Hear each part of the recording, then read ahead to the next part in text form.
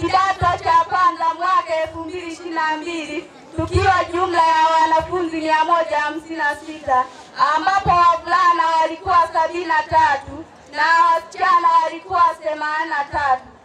Hadi kufikia leo tupo wanafunzi 101 ambao tunahitimu masomo yetu ya sekondari. Kati yetu wavulana ni 43 na wasichana ni 53 tuliosajiliwa kufanya mtihani wa taifa mwaka 2025.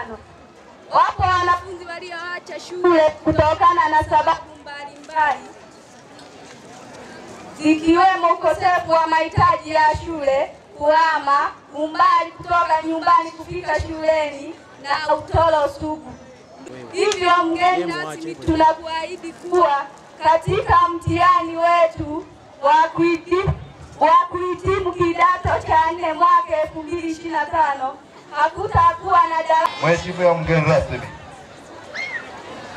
karibu sana kwenye mahafali yako ambayo wewe ndio mgeni rasmi hapa Upamo Sekondari, na mbio ni mahafali ya 16. Heshima kubwa sana kwako. Mheshimiwa mgeni rasmi, mimi na wewe kweli tumefika hapa kwa shughuli hii, lakini kuna mambo mengi nyuma yaliyotendeka kwako ama kupitia kwangu na wale wote walioko hapa. Nasifia sana shule hii na ninatoka kifua mbele pale tunapotajiwa matokeo mazuri. Hesabu kuwa kuna mchango wako mkubwa sana ukijumuika pamoja na wazazi, walezi na jamii kwa ujumla.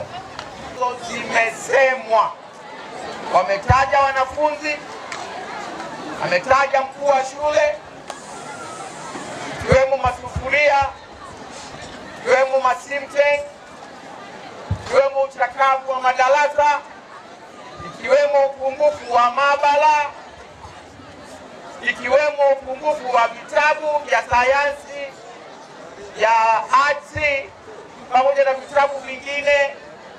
Mimi nilikuwa naomba tuvipokee na tunaenda kuvifanyia kazi, lakini kama vitabu naona kama tayari viko njiani kuja, na mambo mengine nimezungumza na afisa elimu sekondari kwa niaba ya mkurugenzi. Kuna mambo ambayo wanaenda kufanya kwenye halmashauri, lakini na mimi nimeyachukua, nitaenda nayo ofisi ya Rais TAMISEMI ili tukayashughulikie. Sasa jambo jingine ambalo ninawaomba ndugu zangu, elimu ni ufunguo wa maisha. Nimeona sasa hivi ufaulu umeongezeka sana. Hongereni sana walimu pamoja na wanafunzi pamoja na wazazi.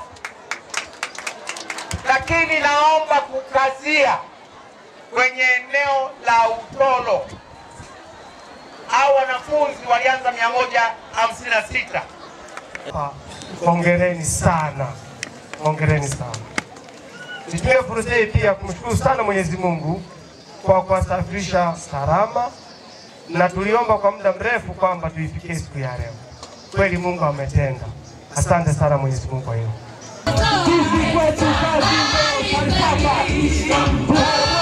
Kazi kwa bidii.